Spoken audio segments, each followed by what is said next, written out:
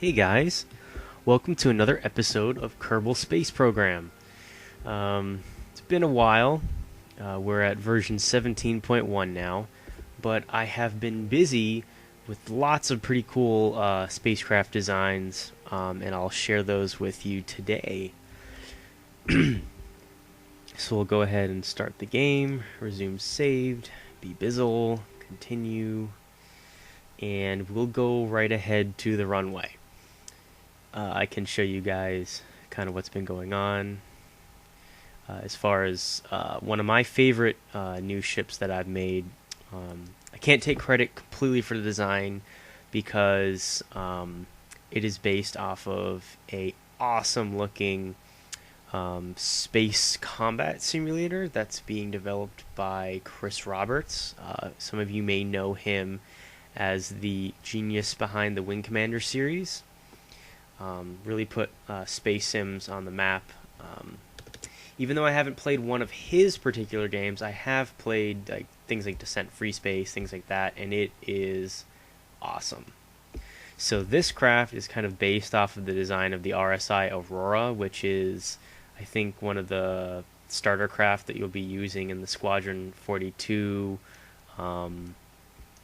part of Star Citizen, which is his new IP, I guess, and it looks absolutely incredible. You should really go check it out. There's a Kickstarter and a kind of private funding thing he's got going on. Not private, but through his own website, he's doing a crowdfunding thing.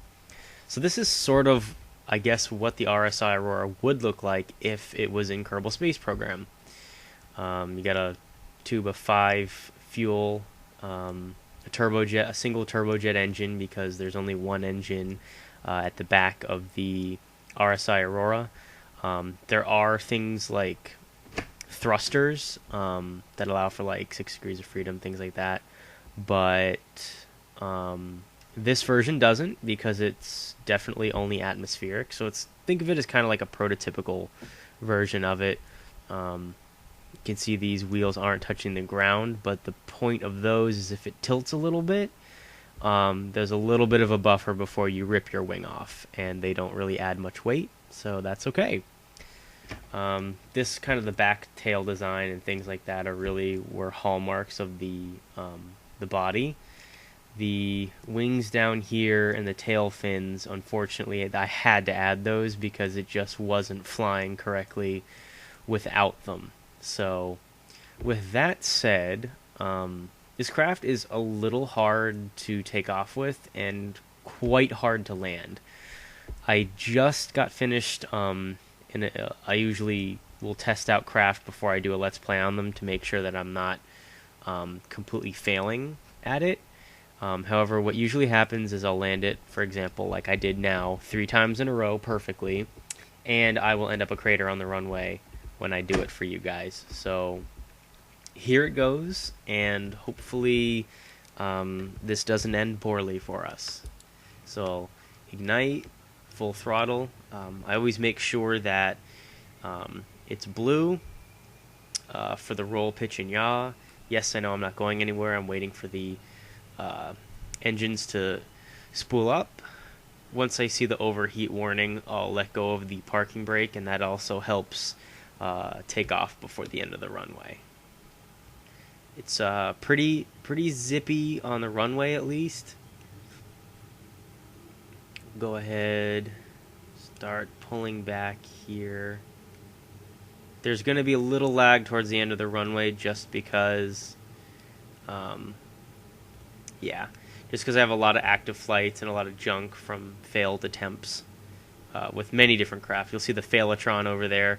I actually shot a video about that particular craft, but I really didn't like how it turned out. I failed a ton, hence the name Failatron, but it really wasn't that good of a video, so I'll show you that craft next, but I want to go ahead and land this one. I'm doing it in IVA because it's a little bit more of a challenge to do that. And once we get to about 1,000 meters, I'm going to go ahead and turn.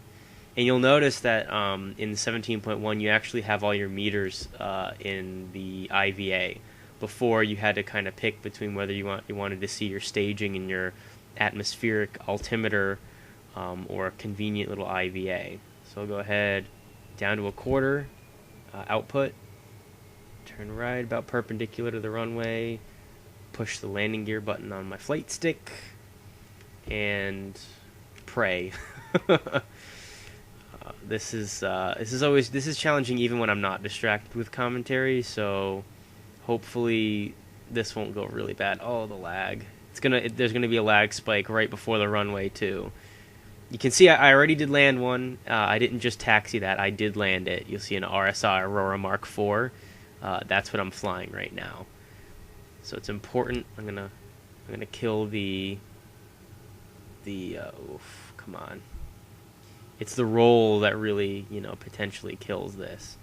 But I think, I'm going kind of slow. It's actually really good. I'm gonna put my thumb is holding down on the brakes key. And I'm gonna pull all the way back. That was good. No, it wasn't good. It was close though. Usually what happens if there's a little bit of roll, I'm gonna try to park it here. There we go. If there's a little bit of roll at the end of your flight, it's gonna pull off part of this back part. But I didn't end up a crater. I landed this. You'll see that this one over here, I'm not gonna jump over to it, but it's not broken like this one is right now. But I'll go ahead and I'll do this again, this time outside of the outside of IVA, because it's a little bit easier to look around. Again, the reason that happened was I got distracted at the last second because I saw the runway coming towards me faster than I wanted it to, and I tilted the craft. And if you tilt the craft to the side, that's exactly what's going to happen. What happened to me. So like I said, it's not very easy to land. And these parachutes, what they'll do is they'll kind of, if you're in an emergency, you can use them, but they tend to tear off the cockpit from the rest of the fuselage. So instead, I'm going to just get rid of the parking brakes here. I might go into IVA for a second when I'm turning around, because the chase camera in this game, I really hope they fix it, because it doesn't stick to the craft. I think I've mentioned it in other videos where it just doesn't stick correctly. It'll kind of, the camera itself stays fixed while the rest of your craft kind of can spin around. And while that's kind of cool and cinematic, it doesn't make for good gameplay when you're flying. Lag spike. I usually wait until I get about 1,000 meters into the air, or a kilometer, and then I make my turn back towards the runway. It prevents a really long flight, and because it does get frustrating failing frequently. So there's about 1 kilometer. I'm going to pull back here. I'm going to put my other hand on the mouse and manually turn it. Incredibly annoying to have to do that. I'm going to turn perpendicular to the runway. Oh, lag spike. Reduce that. Bring the gear out. Or we'll just turn like this. Let's see how this goes. It's very difficult to do this outside of IVA, this part. Landing it itself is actually a little bit easier in my opinion, but oh, lag spike. Okay. Holding on the brakes now. Try to sail us over to here. Pull back on the stick hard. Like I'm pulling completely back as I do this.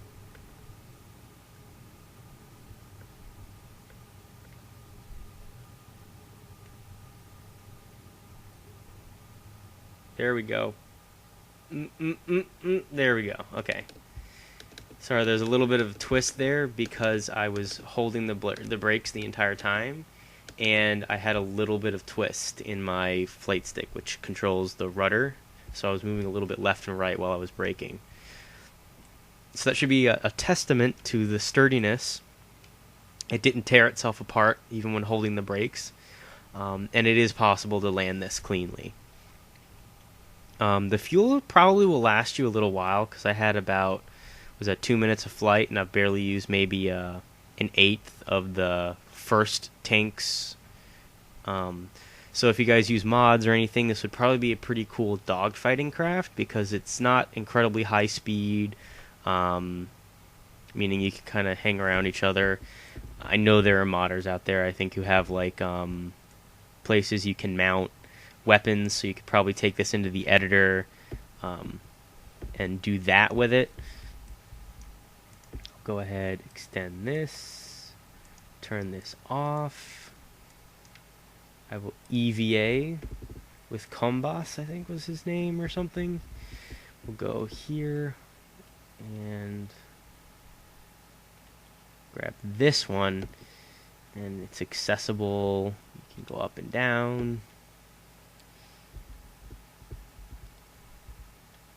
I found it's really hard to make planes that have accessible cockpits once you're on the ground, but you can completely walk around this one. I find it pretty fun to do that. I think I'm a little stuck. Nope, we're good. Okay. You can just kind of walk around all over this thing.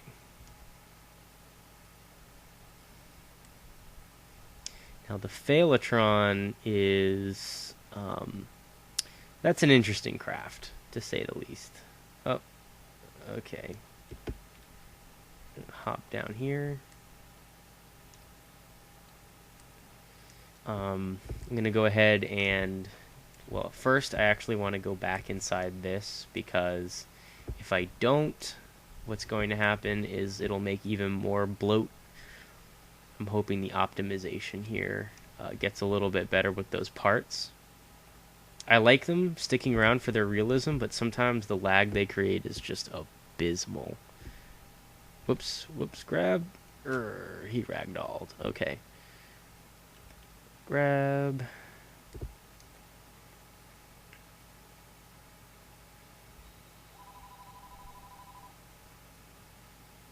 And board. Excellent.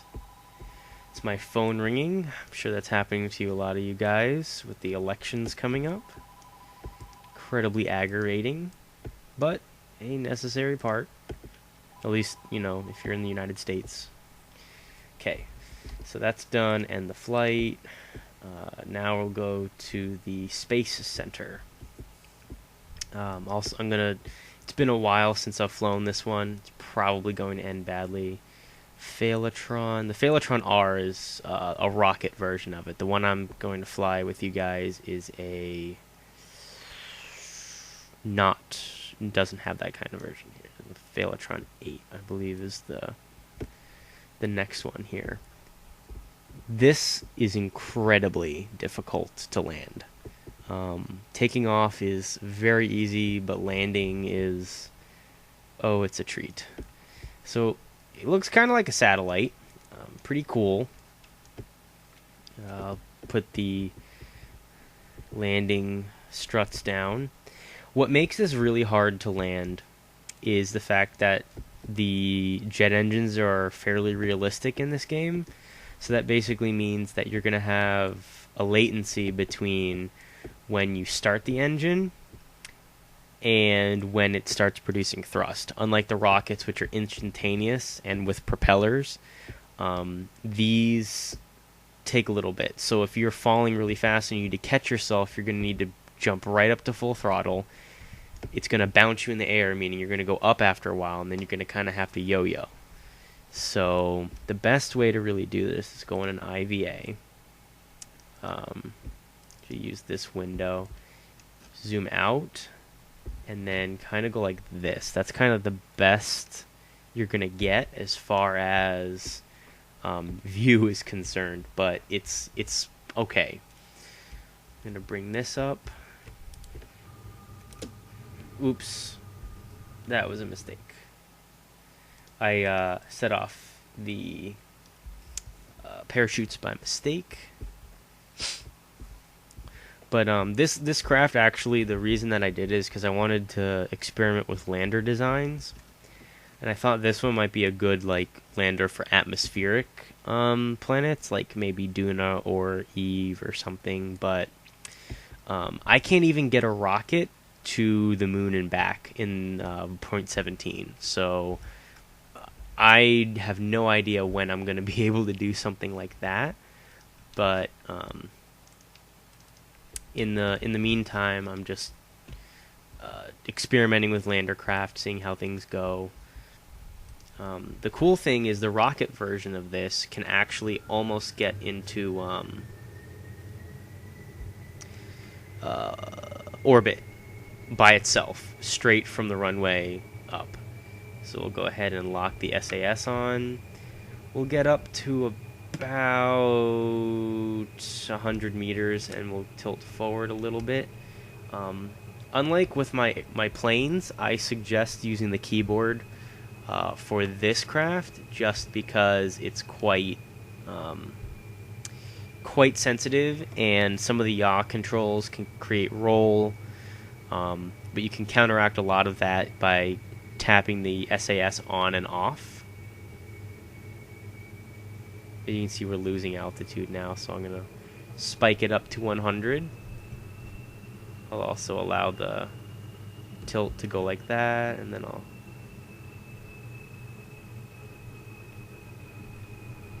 go up a little bit, and now I'll hit I think it's R. We'll just kind of rotate around. It's kind of like a helicopter, and then you have to tap the T key, and that's kind of counteracting that thrust there. The gear is still down.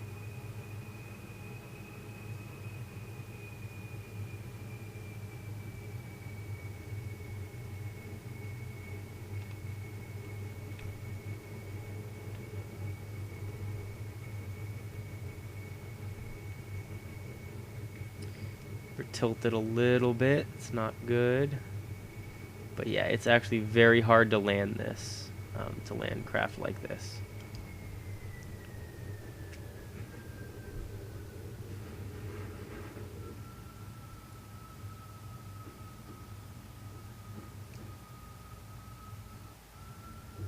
Without the parachutes, at least.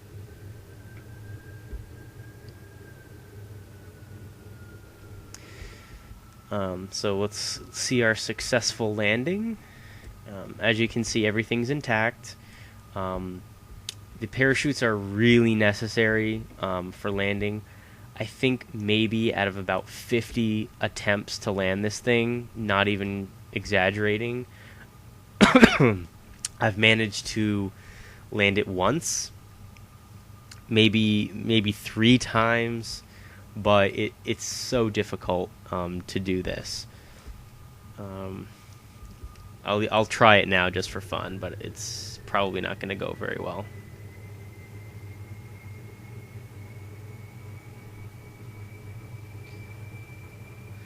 But it is a cool little toy in that see, the yaw mapping actually changes.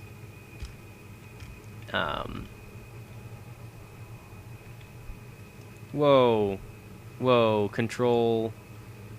Oh, these guys are screwed. They are so screwed.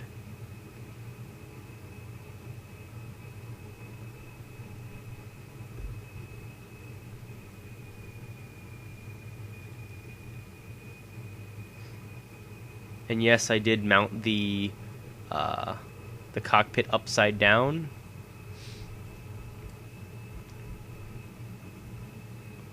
I think I'm gaining a little bit of control back now.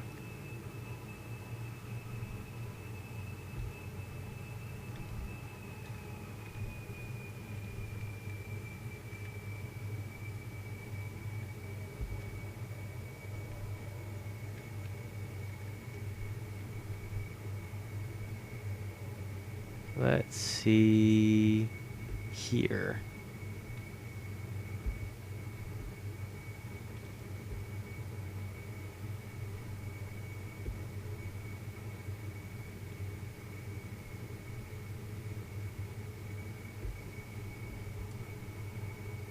Rotate the camera like this. Oh, there we go. That's kind of the view you need in order to make things okay.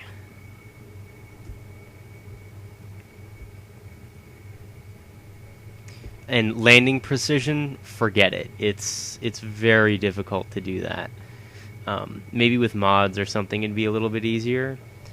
It's not that this thing isn't controllable, it's just that it's so hard to control because it's radially symmetrical, and then even if you're going slow on your descent, if you're really moving at any speed horizontally, it really makes things tough.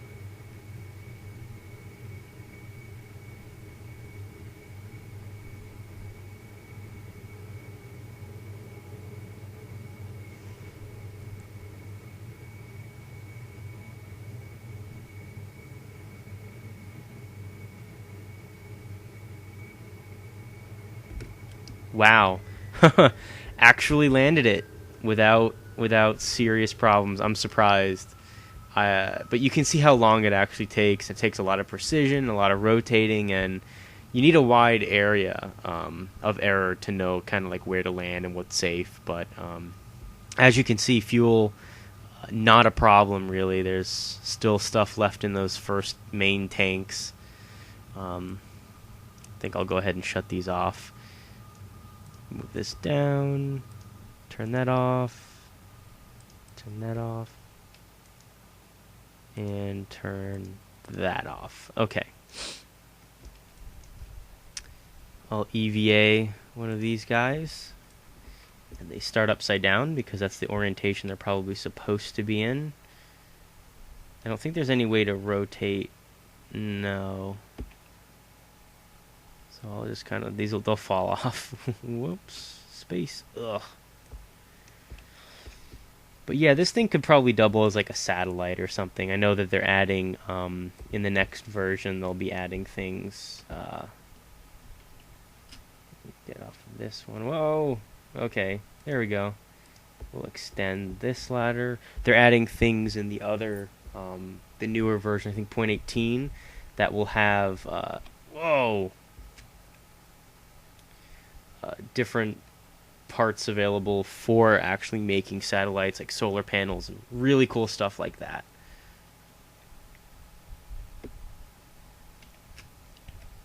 Yeah, it's going to be impossible to get back up on this thing, but it's a pretty cool little craft.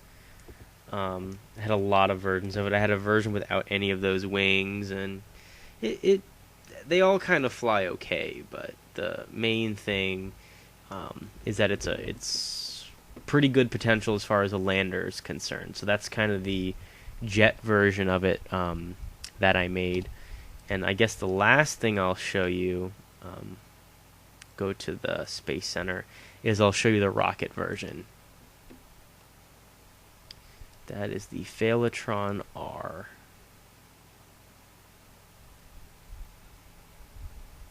Or just Phaletron R, I believe. Yes. We'll load it, and we will fly it. I'm hoping eventually to be able to make a trip to, the moon or another planet in one of these things. But for the time being, this is kind of how it's got to be, because I can't really figure out a good way to make a rocket that can actually get where I need it to go.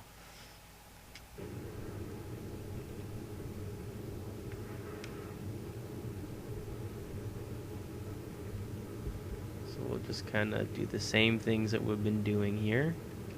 Oh, God.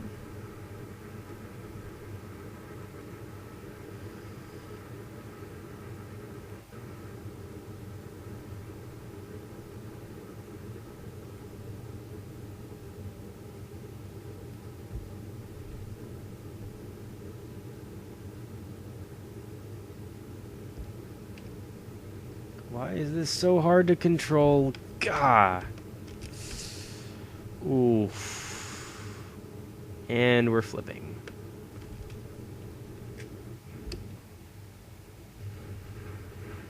Yeah, that thing is very hard to control.